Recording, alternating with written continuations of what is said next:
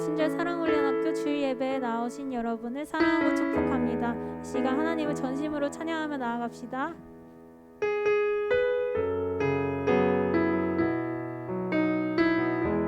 내 마음속 전부를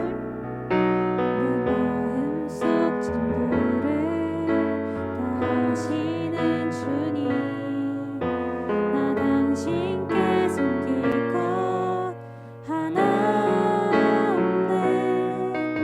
주 부족한 나가 다 아뢰니 모든 근심과 슬픔 사라지는 내 마음속 전부를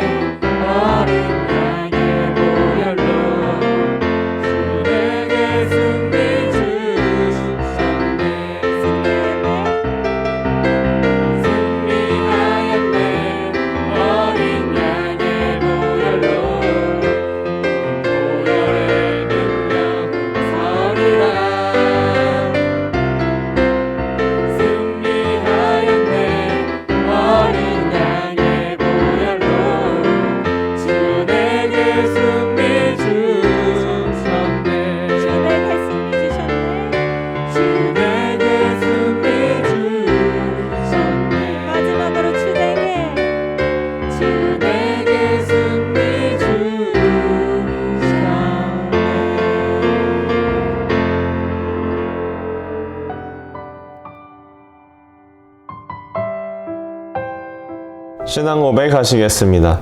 전능하사 천지를 만드신 하나님 아버지를 내가 믿사오며 그 외아들 우리 주 예수 그리스도를 믿사오니 이는 성령으로 잉태하사 동정녀 마리아에게 나시고 본디오 빌라도에게 고난을 받으사 십자가에 못 박혀 죽으시고 장사한 지 사흘 만에 죽은 자 가운데서 다시 살아나시며 하늘에 오르사 전능하신 하나님 우편에 앉아 계시다가 저리로서 산자와 죽은 자를 심판하러 오시리라.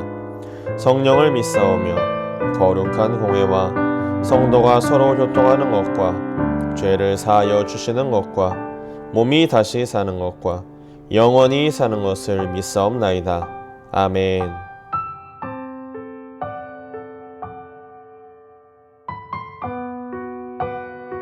사랑과 은혜가 풍성하신 주신 하나님 아버지, 오늘도 참으로 고맙고 감사드립니다. 저희들이 삶의 일주일간 하나님을 경외하고 하나님을 만나는 귀한 시간, 복된 시간이 될 수 있도록 날마다 저희들을 하나님 지켜주시고 보호해주심을 감사합니다.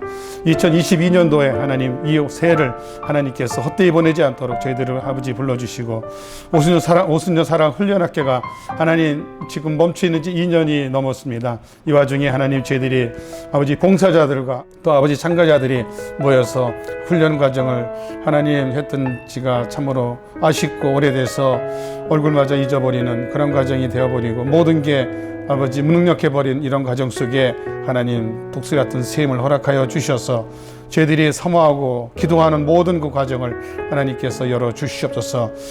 아버지 오미크론 아버지 코로나로 인해서 교회가 여러 가지로 어려움이 있지만 그래도 저희들은 예배 드릴 수 있고 또 아버지 서로 만나서 교제할 수 있지만 하나님 오순절 사랑 훈련학교에 아버지 하나님 우리 봉사자들과 또 아버지 참가자들을 만날 수 있는 기회가 없어서 여러 가지로 아쉬워하고 괴로워합니다. 하나님 우리 이기수 장로님 위원장으로 세워주셔서 위원들 한 사람 한 사람 주께서 붙들어 주시고 무엇보다도 아버지 회복이 돼서 우리 오순절 사랑 훈련학교가 하루속히 정상으로 아버지 회복이 돼서 아버지 훈련할 수 있도록 인도해 주시고 또 모든 성령 충만함으로 또 세상에 나가 이길 수 있는 그 삶으로 살아갈 수 있는 귀한 기간을 아버지께서 열어 주시옵소서. 아버지 또한 맡고 있는 우리 담임 목사님 하나님 길을 열어주시고 더욱더 아버지 은혜 가운데서 영성이 회복되는 그 말씀의 놀라운 역사로 채워주시고 끝까지 저희들이 좌절하지 않고 실망하지 않고 원망 불평하지 않도록 하나님 붙들어 주시옵소서. 아버지 많은 또 장로님들이 계십니다. 아버지께서 기도합니다. 하나님 반드시 하나님 훈련이 이어지고 열어줄 줄로 믿습니다. 아버지께서 인도하여 주시옵소서. 우리 위원들 열심히 또 기도 강구하는데 그 기도 가운데서도 하나님 질서를 지켜주시고 또한 아버지께서 성령 충만함을 주시고 그들의 아버지 삶에 하나님 함께 해주셔서 올 한 해는 반드시 좋은 일이 오순절 사랑 훈련학교에 일어날 수 있도록 성령 도와주시옵소서. 예수님의 이름으로 감사하며 기도합나이다. 아멘.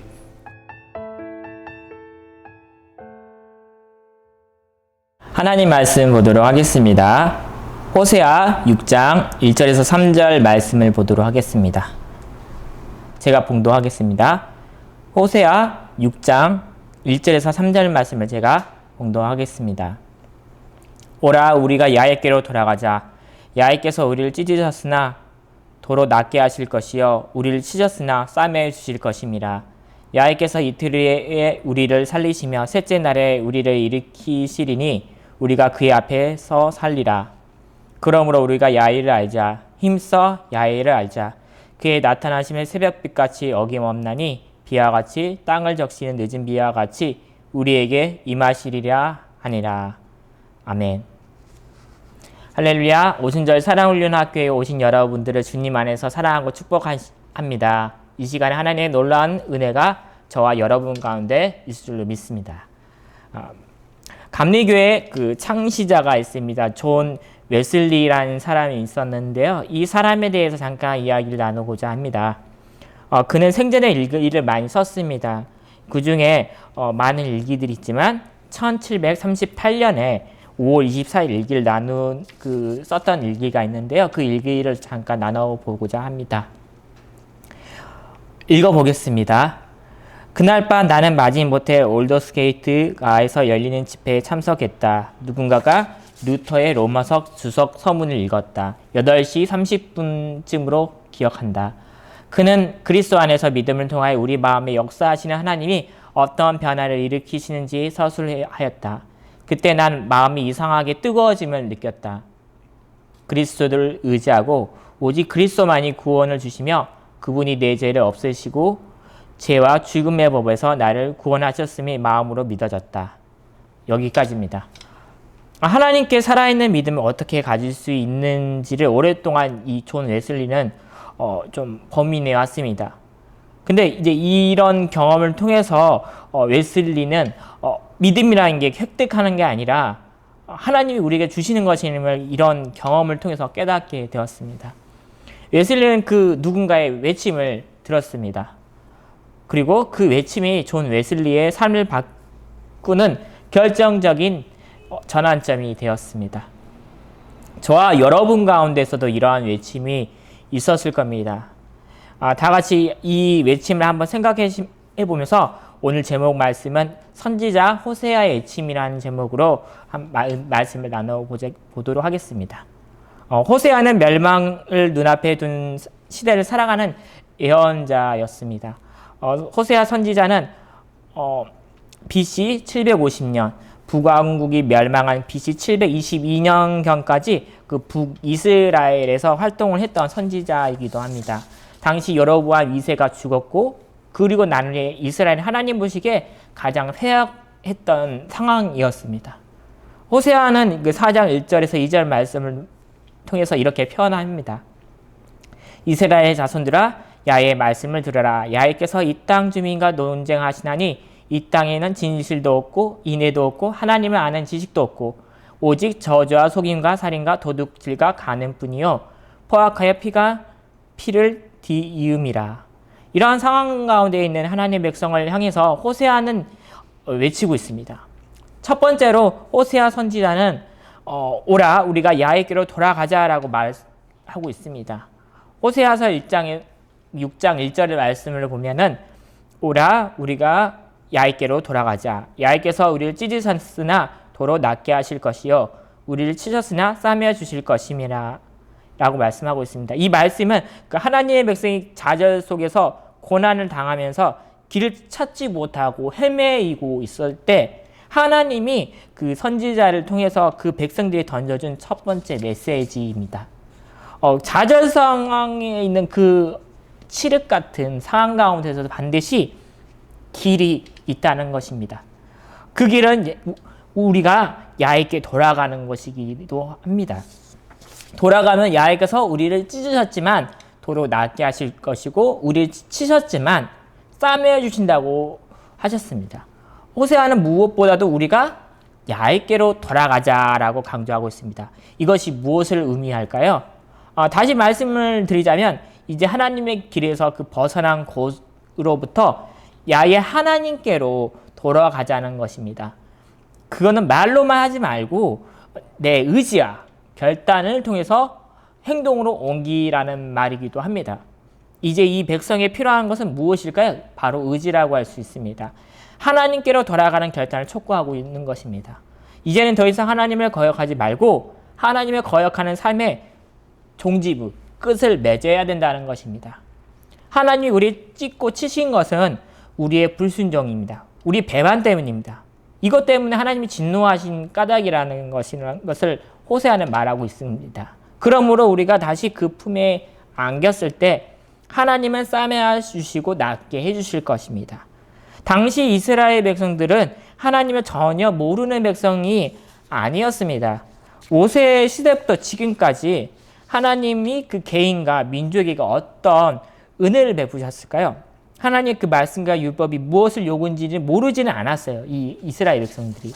그럼에도 불구하고도 점점 이스라엘이 어려지고 나라가 궁극적으로 멸망하게 된 이유가 무엇이었을까요? 그들이 행동으로 온전히 실천하지 못한 까닭인 것입니다. 아는 것에서 그쳤습니다. 행동하지 않았습니다. 문제는 바로 여기 있다는 것입니다. 호세아는 이런 백성들을 살리기 위해서 이렇게 외치고 있습니다. 야훼께로 돌아오라고 외치고 있는 것입니다. 호세아에서 그 성경 말씀에 그 호세아 선지자 삶에 가장 강조하는 게 있다면 무엇일까요? 바로 결단하라는 촉구입니다. 하나님의 말씀을 그 믿는 대로 행동하라는 것입니다. 믿음 생활은 일반적인 교육과 좀 다릅니다. 습득하는 것에 끝나는 게 아니라 그것으로 인해서 행동하는 게 더 중요합니다. 감정적으로 내가 해겠다는 마음만 드는 걸로는 이걸로 끝나서는 안 된다는 것이죠. 믿음은 그 의지의 그 결단과 행동까지 나아가야 합니다. 이것이 온전한 믿음이라고 할 수가 있습니다. 성숙한 믿음이라고 볼 수가 있습니다. 믿음대로 사는 것이죠. 이게 믿음대로 행동하는 것입니다. 그래서 썩어져 가고 이 더러운 세상에서 믿음의 능력이 무엇인가를 좀 세상 사람들 앞에서 좀 보여줘야 될 필요성이 좀 있습니다. 지금도 하나님의 자녀들이 말로만 하는 것을 좀 멈추고 행동으로 보여주는 것들을 세상 사람들이 원하고 있습니다. 요한일서 3장 18절 말씀을 보면 이렇게 나와 있습니다. 자녀들아 우리가 말과 혀로만 사랑하지 말고 행함과 진실함으로 하자. 어쩌면 우리가 오늘 예배를 드리면서 나간 저와 여러분을 향해서 하나님이 들려주시는 음성이라고 할 수도 있습니다. 이제는 말할 때가 아니라는 것입니다. 행동해야 할 때라고 말하고 있습니다. 삶으로 우리의 모습으로 보여줄 때입니다. 야고보서 4장 17절 말씀을 보면 또한 이렇게 말씀을 하고 있습니다. 그러므로 사람이 선을 행할 줄 알고도 행하지 아니하면 죄니라. 물론 선을 행할 우리의 의지가 좀 약하기도 합니다. 부족하기도 수도 있어요. 근데 마음을 원하는 것으로는 잘 되지 않습니다. 그래서 내 속사람으로 바르게 살려고 몸부림을 치지만 내 겉사람이 어떻습니까? 잘 듣질 않죠. 그래서 아프고 괴로워합니다. 그런 것들이 자연스러운 거고 당연한 것입니다. 그러므로 내가 연약하기 때문에 우리가 해야 될 건 무엇이 있을까요? 하나님을 의지하는 것에 있습니다. 나는 할 수 없기 때문에 누굴 의지를 해야 될까요? 바로 성령 하나님을 의지해야 된다는 것입니다.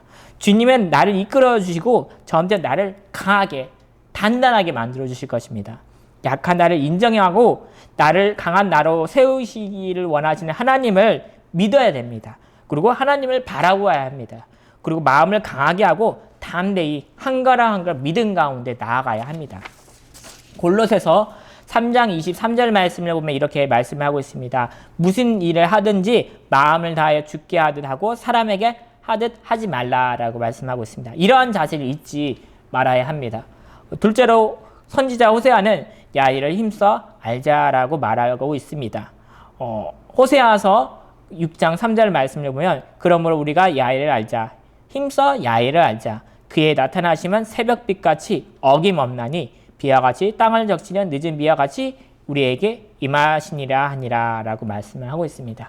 여기서 안다는 표현은 히브리어로 야다입니다. 체험적으로 안다는 뜻입니다. 즉 머리로 아는 그 지식이 아니라 체험적으로 아는 지식을 의미하고 있습니다. 당시 이스라엘 백성들이 하나님을 몰랐던 게 아닙니다. 하나님에 대해서는 알고 있었습니다. 분명히. 그리고 열심히 제사를 드리기도 했습니다. 그런데 그들은 하나님에 대해서는 알았지만 하나님을 알지 못했습니다. 하나님을 지식으로 머리로 교리적으로만 좀 알았을 뿐입니다. 인격적인 하나님을 경험하지도 체험하지도 못했던 것입니다. 아울러 하나님이 기뻐하시는 삶도 살지를 못했습니다. 혹여나 저와 여러분들이 이런 사람이 아닌지를 한번 살펴보아야 합니다. 정말 하나님이 살아계신 것을 믿는다면 우리가 어떻게 해야 될까요? 그 하나님을 마음으로 확신하고 살아계셔서 함께 하신 상황 그런 것들을 느껴야 되고 체험을 해야 된다는 것입니다. 나의 작은 그 신음에도 응답하시는 하나님을 고백할 수 있다면 날마다 세미하게 들려오는 하나님의 음성을 들을 수 있어야 합니다. 본문 3절 말씀을 한번 보도록 하겠습니다. 그러므로 우리가 야훼를 알자 힘써 야훼를 알자. 왜 하나님 선지자 호세아는 야훼를 알자 힘써 야훼를 알자고 강조하고 있을까요? 하나님의 무엇을 알라는 말씀일까요? 하나님의 마음을 알라는 것입니다. 하나님의 마음이 도대체 어떤 마음일까요? 호세아 6장 6절 말씀을 보면 이렇게 얘기를 하고 있습니다.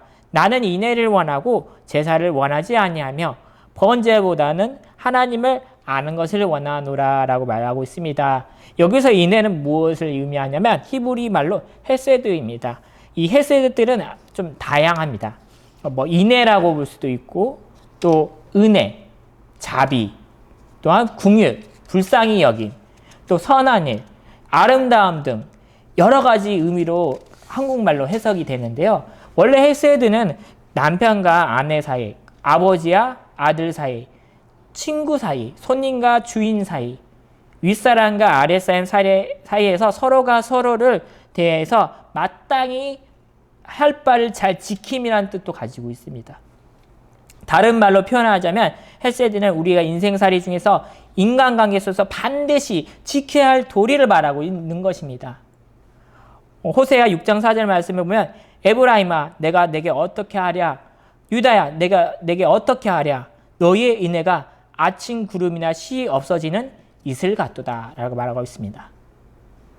여기서 호세아 선지자가 말하는 인애, 헤세드의 그 사랑을 말하고 있습니다. 이 헤세드는 말하자면 인간 상호간에 있어서 유대관계와 더불어서 하나님과 인간과의 결속 관계를 뜻하고 있습니다. 이런 것들은 단순한 감정의 차원이 아닙니다. 그 상호관계를 좀 견제하고 나갈 수 있는 그 성실한 자세, 책임 있는 행동, 즉 즉각적인 사랑의 반응 등을 의미를 하고 있습니다. 호세아 선지자는 그 헤세드의 사랑, 즉 하나님의 사랑을 알라고 말하고 있습니다. 하나님의 사랑을 체험하라라고 하는 말씀입니다. 그러나 그 음리와 같이 방탕한 생활을 했던 이스라엘 백성은 그 하나님의 사랑을 깨닫지를 못했습니다. 그 호세아의 그 부인 고멜이라는 아내가 있었는데요. 이 고멜과 같이 세상 연락을 쫓아가는 음란한 삶을 살아갔습니다. 그럼에도 불구하고 하나님은 이 신실한 그 사랑으로 이스라엘 백성들을 부르고 있었습니다. 호세아가 활동을 하였을 때 이스라엘은 하나님을 멀리 떠나 있었습니다. 왕은 물론이고 백성들 또한 하나님을 찾지를 않았습니다. 결국 선지자의 그 외침에도 불구하고 호세의 그 외침에도 불구하고 북쪽도 남쪽도 어떻게 되었습니까? 다 멸망하고 말았습니다. 선지자들 특히 호세아가 그 진단한 이들의 멸망의 가장 큰 원인이 무엇이었을까요? 사장에서 그것을 좀 밝혀주고 있습니다. 호세아 4장 1절에서 2절 말씀을 보면 이스라엘 자손들아 야의 말씀을 들으라.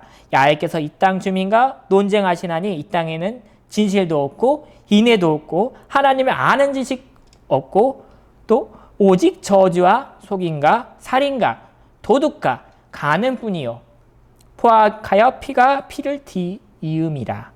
하나님이 아는 지식이 없기에 망하였다는 것입니다. 반대로 하나님을 아는 지식이 있다면 어떻게 될까요? 절대로 망하지를 않습니다. 야의 아는 지식이 무엇을 말할까요? 하나님을 만나고 그분이 어떤 분인지를 체험해서 아는 것을 말하고 있습니다. 하나님을 아는 그 지식이 있다면 우리가 넉넉해집니다. 풍요로워질 수가 있습니다. 이것이 바로 체험을 통해서 아는 힘입니다. 아는 것이 튼튼한 믿음입니다. 이 믿음을 회복을 하였을 때 하나님은 그 예비하신 복을 우리 가운데 내려주신다는 것입니다.